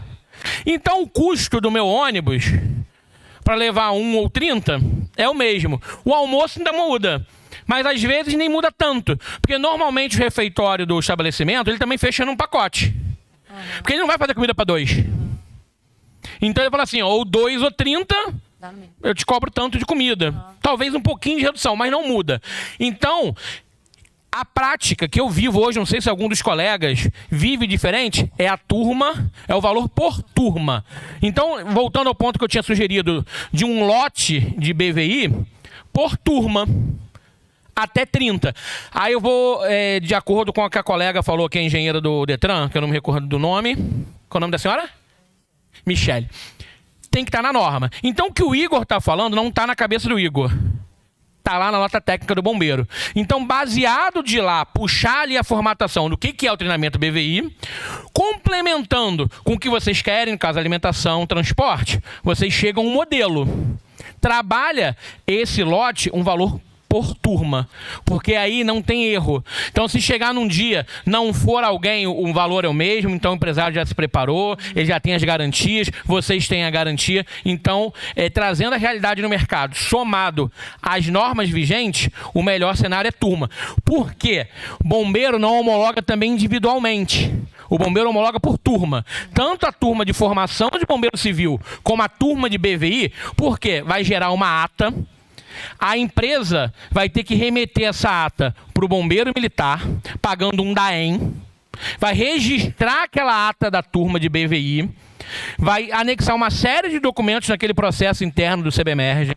O CBMERG vai avaliar aquela documentação, vai validar e vai publicar no boletim interno deles uma nota confirmando. Nessa nota, ela tem um número de registro. Esse número de registro vale para todos que estão naquela turma. Então, o bombeiro já trabalha com o conceito de turma. Tá? Então, essa é a minha colaboração desse item. Eu volto nas considerações finais para contribuir com mais 2 pontos. Tá, então, pelo que eu entendi, a gente teria que abrir também essa intenção de registro de preço para os órgãos para ver quantas turmas cada um quer do bombeiro voluntário. Seria isso. Porque isso se for por lote. Mas e se a contratação for global?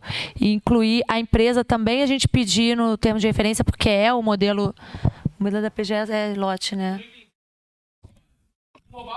Se a gente colocar a turma também como um dos requisitos no termo de referência, para uma mesma contratação, isso é possível? Sim, se não fizesse por lote, fizesse uma contratação, igual o Gilberto fez aqui do prédio. Então eu vou fazer uma contratação de... E aí eu boto uma turma por órgão. Você prevê. Eu posso, aí eu não preciso abrir para os órgãos colocarem isso como Eu já demanda. participei de processo, tinha exatamente da forma que eu comentei antes. Mão de obra, equipamentos, dentro do equipamento, insumo. Lembrando que o EPI estava na mão de obra. Né? Você tinha, então, mão de obra, equipamentos e o treinamento. Já tinha a previsão lá de até X turmas, ocorrendo aquelas turmas, um valor de tanto por turma. Já tinha a previsão ali. E aí, quando nós recebemos a ordem de serviço, tinha um tempo para se preparar e fazer a entrega do treinamento ali. Então, tem essa possibilidade de uma amarração. Muito do que eu contribuí aqui foi já voltado ao ponto que, no início, as senhoras falaram que a intenção da compra centralizada é gerar uma ata, sistema de registro de preço. Então, as minhas contribuições são mais voltadas na visão de ata. Entendeu? Nesse ponto, na visão de ata. Lá em Maricá, que teve essa licitação agora há pouco tempo, não foi separado por lote, mas foi separado por item. Então, você tinha a mão de obra, você tinha a parte de insumos e equipamentos separados, mas não previram treinamento porque eles não entenderam a necessidade, mas separado por item. Então, assim, tá dentro da possibilidade legal, pelo menos eu entendo, da separação pelos itens, tudo certinho, direitinho. E quem quantifica isso, a Michele levantou aqui o ponto da preocupação de seguir as normas, realmente, eu concordo com ela. Quem tem que decidir a quantidade de turmas não sou eu, fornecedor. A quantidade de extintores, não sou eu, fornecedor. Não sou eu, são as normas. As normas trazem isso. Então, existe, dentro do Código de Prevenção e Combate a Incêndio do Estado do Rio, uma edificação como o Estácio de Sá, qual é o contingente mínimo de pessoas que devem ser treinadas, habilitadas a serem bombeiros voluntários. Então a quantidade de turma não vem da cabeça do gestor. Ah, acho que 3 turmas atende. Ou vem da cabeça do fornecedor. Ah, eu quero vender 10 turmas. Não. Vai no estudo do Estado, na norma do Estado, esse prédio, qual é a população fixa? Que aí vai na população fixa. Ah, é tanto. Então, prevê quantos tem que ser treinados no mínimo. No mínimo. Se a legislação permite, no máximo, você pode treinar do mínimo até toda a sua população fixa. E aí traz essa mesma linha de pensamento para os equipamentos. Não somos nós que temos que decidir. Tem que ter um estudo, que pode ser da segurança do trabalho, né, da CIPA, tem uma série de pontos. Tudo que a gente vem discutindo aqui desde mais cedo tem que ser referendado pelas normas. Isso é indiscutível, concordo com a Michelle. Não tem que ser nem o que eu quero ou o que as senhoras querem. É o que está na norma.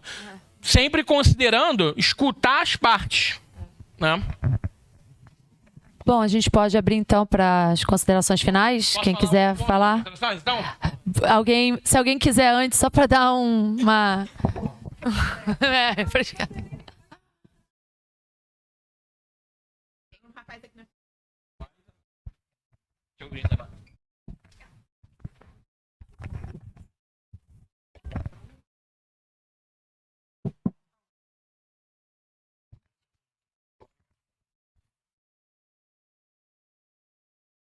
Boa tarde. Eu sou da UERJ, eu sou engenheiro da UERJ e companheiros aqui comigo. Eu queria colocar algumas coisas, né, que a gente escutou aqui, em relação ao órgão, né, colocando como órgão. Para a gente, a questão de materiais era melhor já estar embutido, né, já vir embutido, não junto com mão de obra, não no valor da mão de obra. Poderia ser uma planilha em que você especifica a quantitativa de mão de obra. E você pode, atrelado a isso, você coloca os materiais. Você pode ter os materiais relativos a cada posto de mão de obra e os materiais em geral, em função da especificidade da construção do prédio, dos prédios. Quanto à quantidade, a gente não vai ver a quantidade. Bom, eu acredito que tenha um projeto. Né? Cada órgão tem que ter o seu projeto. Se não tiver, tem que providenciar. Né? E baseado no projeto, você vai levantar as quantidades dos EPCs, e, baseado nas normas, a quantidade de EPI, a quantidade de insumos. Então, você tem como levantar as quantidades e tem como montar a planilha. Tá? Então, isso é a observação que eu entendo em relação ao órgão. E outra coisa em relação ao UERJ, que a UERJ é muito específica, não sei se outros órgãos também teriam isso, a gente tem vários campi. E nesses campi, né, a gente tem, em cada um deles, são diferentes um do outro. Uns a gente tem laboratórios que trabalham com a parte biológica, outros com laboratórios com a parte química. Então, a minha pergunta é a seguinte: como é que vai ser em relação à ata, quando for aderir à ata, na questão de poder abrir isso para vários campos? Entendeu? Nesse momento, como a gente falou inicialmente, a gente está restrito a essa classificação D1. Então, por exemplo, almoxarifado, depósitos não entrariam. Acho que laboratórios também não. Porque acho que aí fica muito mais complexo.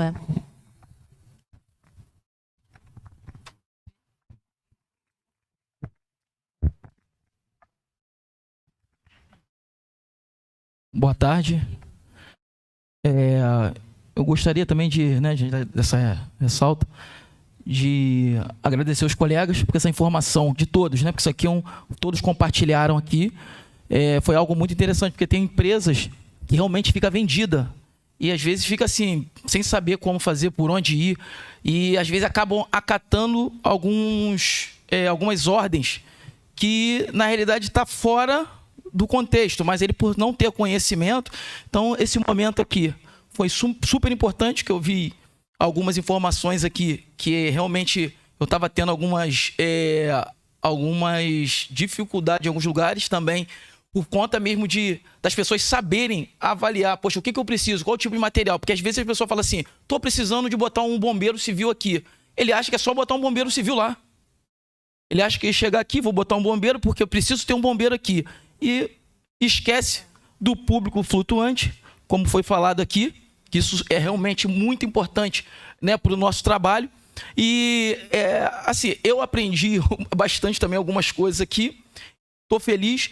Algumas coisas nós precisamos ainda brigar um pouquinho a mais pela categoria. Nós sabemos que os bombeiros civis hoje, eles também ainda vivem um pouco cauterizado, porque muitas empresas pegam os próprios bombeiros civis, que nós já alguns lugares aí, e colocam o bombeiro civil como se fosse vigilante.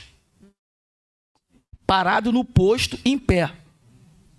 Como se vigilante fosse. Isso aí é uma coisa que eu acho super errado.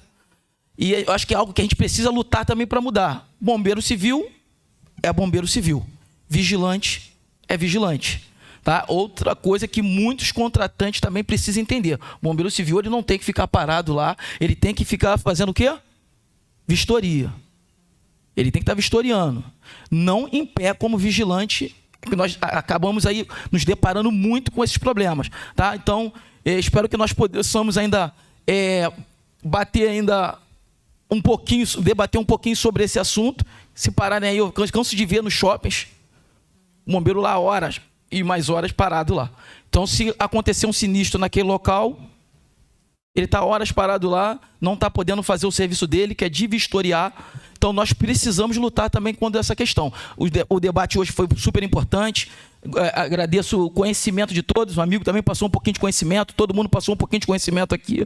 Isso é super importante. Mas não vamos esquecer que bombeiro civil é bombeiro civil e vigilante é vigilante.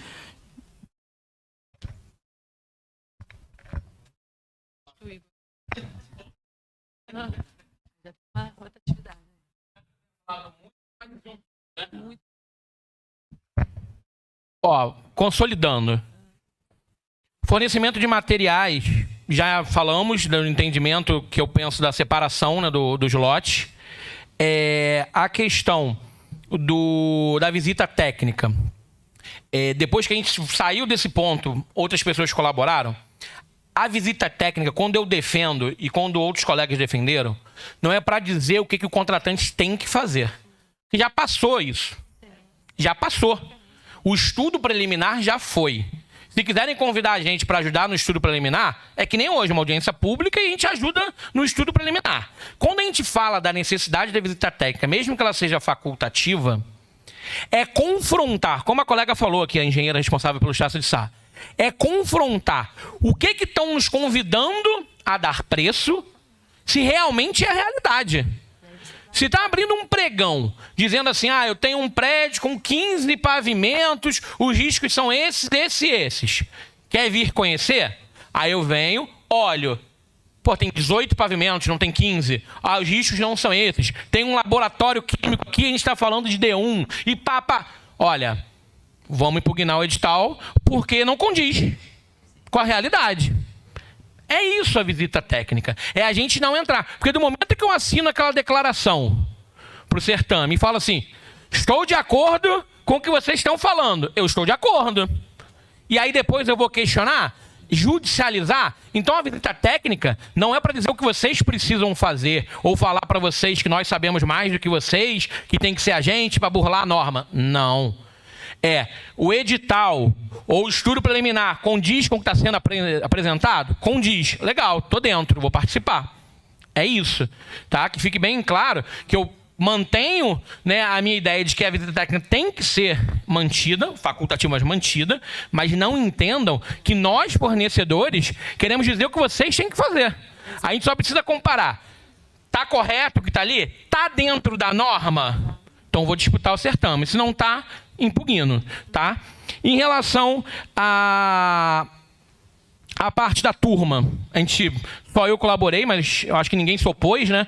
Da ideia de ser em turma, né? A questão do BVI em turma, não individual. E, por fim, um ponto que só eu falei e não vi mais ninguém... Não, minto. O colega falou, acho que foi Gilberto que falou aqui, apesar de não ser muito da área dele. A regionalização dessa contratação, a compra centralizada. A regionalização. Porque isso, eu entendo que está no momento de vocês discutirem com os órgãos de controle, né, com os órgãos que manifestaram interesse de participar desse sistema de registro de preço, a regionalização. E aí a colega falou aqui da entrega. Porque para eu entregar ao Detran, que tem 92 cidades, é um desafio. Se eu me proponho a participar de um lote para atender o noroeste do estado, Meu desafio é mais restrito. E eu posso entregar melhor a economia. Porque pensa, eu enquanto empresário, na hora que eu for precificar o meu custo de gestão, se eu precificar o meu custo de gestão, porque entra num percentual da planilha, minha gestão. Se a minha gestão é regional, a tendência é que eu tenha um custo menor. Deslocamentos menores, as peculiaridades da região melhores administradas. Se eu tenho que pensar em 92 cidades, eu tenho que trabalhar com um custo mais caro, que é o da capital, provavelmente. Então eu tenho que pensar no pior. Porque se eu tiver para baixo, não, eu fiquei no prejuízo. Eu não posso ter para cima. Então, para a economia, para a economicidade do contrato, eu penso que a regionalização permitiria. Você tem uma ideia macro, você tem uma organização de contratação, você tem uma metodologia muito bem organizada, que é o caminho que vocês estão fazendo na CEPLAG, mas a contratação regional, economicidade e eficiência. Seria a melhor entrega. Eu não vejo hoje no Estado empresas de brigada que conseguiriam atender os 92 municípios com a mesma excelência de atender um lote de 10, 12, 15 municípios. Então, contribuindo com esses pontos novamente e dando mais ênfase à regionalidade, eu parabenizo a CEPLAG pelo trabalho. Fico feliz da superintendente estar ali acompanhando do início ao fim. Né? Isso mostra, né, o interesse do governo do Estado em realmente fazer isso acontecer. A equipe de vocês, a Natália Coordenação e você na assessoria, nos deixaram muito seguros. Eu acho que todo mundo concorda, né? Os amigos que são empresários. É muito importante essa audiência. Falei bastante? Falei, mas eu saí lá de Maricá, vim para cá, não foi para bater palma. Foi para participar, colaborar, escutar, aprender. Porque, assim, eu estou longe de saber muita coisa, estou no mercado há poucos anos. Tem gente aqui que tem uma experiência... Pô, o presidente do sindicato ali são anos batalhando. Então, eu vim aqui para contribuir. E, assim, vou voltar para Maricá satisfeito. A CEPLAG está de parabéns, os colegas que participaram estão de parabéns. Não foi um palanque para bater palma, mas foi uma reunião que aqueles que quiseram contribuíram, participaram, ou aqueles que ficaram quietinhos, pelo menos absorveram a informação, voltam para casa. E aí faço uma pergunta. Os colegas que quiserem contribuir ainda mais, vocês vão disponibilizar um e-mail para essa troca de informações, mandar editais de alguns lugares, contratos que a gente já participou? Essa contribuição, ela continua remotamente? Sim, eu ia falar isso agora. Primeiro, alguém mais tem alguma contribuição? Só para a gente finalizar. Obrigado, tá? Obrigada. Alguém mais?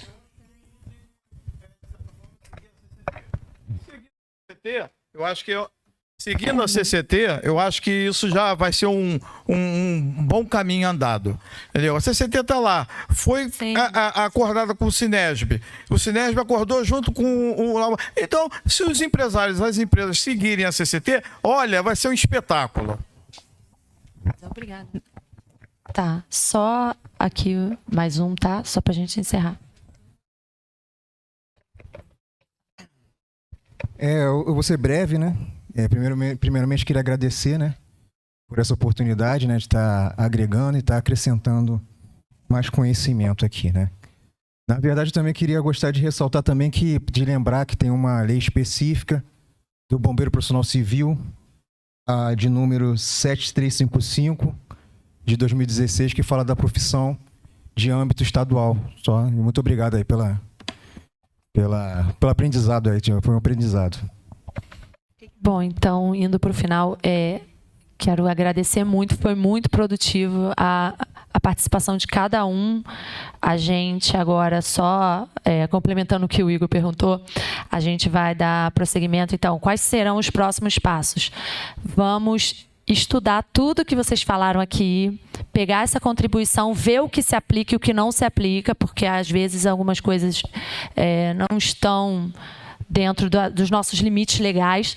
A gente vai ver tudo que se aplica, vamos fazer um estudo. O processo, só voltando aqui, o processo está disponível para os senhores verem, consultarem aquele número 6 que está aqui, verdinho. Depois eu posso mandar também para a nossa lista esse material, e é só vocês clicarem aqui, vai direto para o link desse processo SEI, onde tem o nosso estudo.